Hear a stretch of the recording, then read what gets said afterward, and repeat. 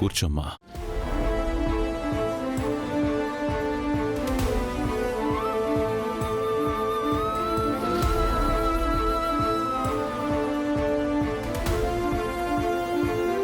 మా మేడం ఈ ఊర్లో దొరికే చెక్కల కుర్చీలో కూర్చోదు.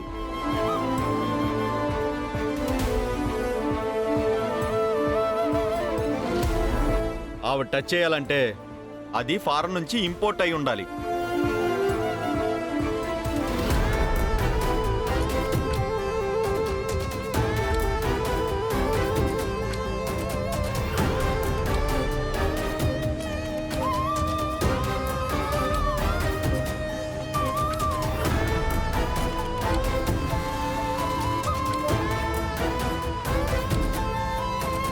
మనకి పనికొచ్చేలా ఉంది.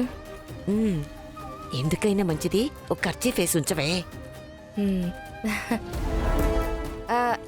చల్ల చల్లగా కొబ్బరి నీళ్లు తెమ్మంటావా వదినా? No thanks. వచ్చిన పనేంటో ఇంకా చెప్పలేదు. అన్నయ్య, ప్రపంచం చాలా చిన్నదైపోయింది. ఏం కావాలన్నా కాళ్ళ దగ్గరకు వస్తున్నాయి. నువ్వు మాత్రం ఇంకా మీ కాళ్ళని నేల మీద పెట్టే నడుస్తున్నారు. అలా ఎంత ఎత్తుకి ఎదిగినా తిరిగి సముద్రంలోనే పడుతుంది. మనిషి ఎంత ఎదిగినా ఈ నేల తల్లి ఒడిలోకే చేరాలి. అది మరవకూడదమ్మా. సారీ అన్నయ్య, మిమ్మల్ని మోటివేట్ చేయాలనుకోవడం నా టైం వేస్ట్. నీతి, న్యాయం, ధర్మం, కర్మ ఏంటన్నయ్య ఇవన్నీ ఫూలిష్గా? మనం చేసిన మంచి కాదు, సంపాదించిన ఆస్తే మనల్ని కాపాడుతుంది. మీకు జబ్బు చేస్తే డబ్బు కాపాడుతుందా, ధర్మం కాపాడుతుందా?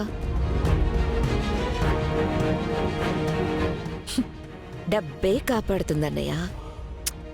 ఈ చిన్న లాజిక్ని మిస్ అవుతున్నారు. ఎనీవే, నాకు కూడా టైం లేదు. డైరెక్ట్గా పాయింట్కి వచ్చేస్తాను. ఈ ఊళ్ళో నాకు 100 ఎకరాలు ఉన్న విషయం మీకు తెలిసిందే. దాంట్లో ఫ్యాక్టరీ కట్టాలని ఫిక్స్ అయిపోయాను.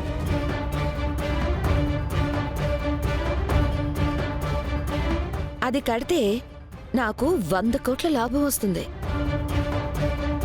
కానీ ఒక్కటే డ్రాబ్యాక్.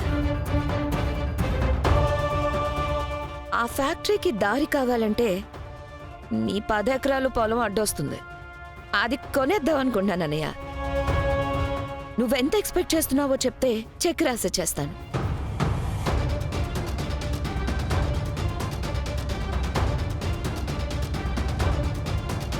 ఆ అవకాశం ఇప్పుడు లేదమ్మా.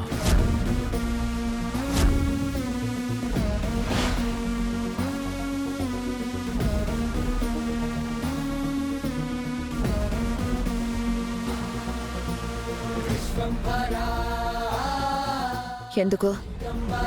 నేనా పొలాన్ని శివాలయం కట్టడానికి ఇస్తానని మాటిచ్చాను. నీకు ఎంత కావాలన్నా ఇస్తాను. మార్కెట్ ప్రైస్తో అస్సలు సంబంధమే లేదు. అడుగనయ్యా, నాకు నో మాత్రం చెప్పకు. ఒక్కసారి దేవుడికి మాటిచ్చాక దేవుడు వచ్చి చెప్పిన మాట తప్పను. ఆ విషయం నీకు కూడా తెలుసు కదమ్మా. కానీ ప్రతిదానికి ఒక రేట్ ఉంటుంది కదన్నయ్యా.